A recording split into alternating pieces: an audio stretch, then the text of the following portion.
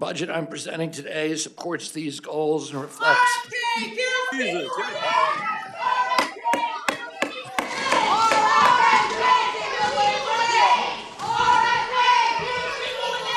The witness will suspend. The committee will come to order. Capitol Police are asked to remove the individuals from the hearing room. Members of the audience. Some things at HHS will not change. We will preserve legacy programs like Medicare, Medicaid, and Head Start as the foundation of the MAHA agenda. Vulnerable populations, seniors, and veterans deserve consistent access to care, and I will ensure that they receive it. Mr. Secretary, did I hear you correctly to state that your goal is to have Americans pay the lowest prices in the world or equivalent to what is paid in other major countries? That is my goal, that you are prepared to work with us on legislation to achieve that goal. Absolutely. All right, and I believe there's bipartisan support for it. I believe that if the leadership here prioritizes that, we can do that in a very short period of time. Mr. Secretary, one of my constituents, her name's Natalie Phelps. She's a mom of two from Bainbridge Island in Washington State. She has been fighting aggressive stage 4 colorectal cancer for nearly 5 years now. Her best hope now is a clinical trial she's participating in at the NIH Clinical Center. She flew out to NIH a few weeks ago for her first appointment, and her care team there wanted her to come back in 4 weeks to start treatment. But because of the thoughtless mass firing of thousands of critical employees across NIH and HHS that you carried out, Natalie's doctors at that clinical center have told her they have no choice but to delay her treatment by an additional 4 weeks. I provided the guidelines that said that no clinical trials should be affected by the cuts.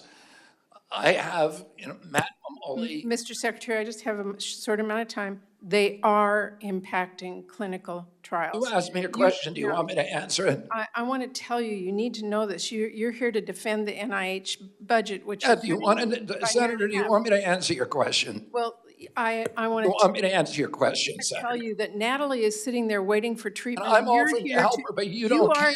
Mr. You don't care about Natalie. And so I want you to acknowledge that when you say you support the measles vaccine and then go out and repeatedly undermine the vaccine with information that is contested by public health experts, that is not supporting the vaccine.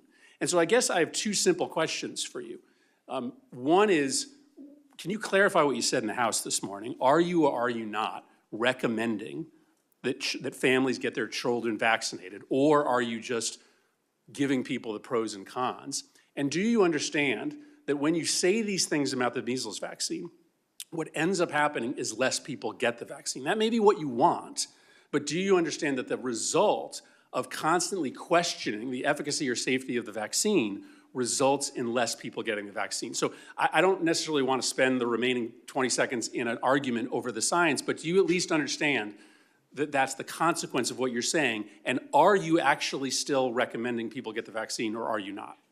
Senator, if I advised you to swim in a lake that I knew there to be alligators in, wouldn't you want me to tell you there were alligators in it? So are you recommending the measles vaccine or not? What I've said and what I said It doesn't sound like you are. If that's Are you going to let me answer? Are you going to keep interrupting? Are you or are you not?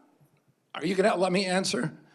What I pledged before this committee during my confirmation is that I would tell the truth, that I would have radical transparency. I'm going to tell the truth about everything we know and we don't know about vaccines. Are you recommending the measles vaccine or not? I am not going to just tell people everything is safe and effective if I know that there's issues.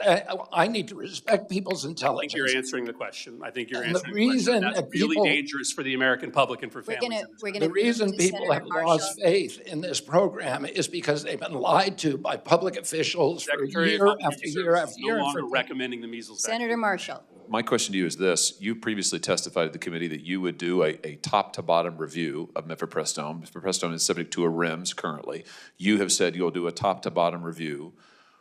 Do you continue to stand by that, and don't you think that this new data shows that the need to do a review is in fact very pressing? I think the new data, first of all, it validates the CAS study, which is previously probably the most comprehensive data that we've seen on it, and it's alarming, and clearly it indicates that at very least the label should be changed. I've asked Marty McCary, who's the director of FDA, to do a complete review and to report back.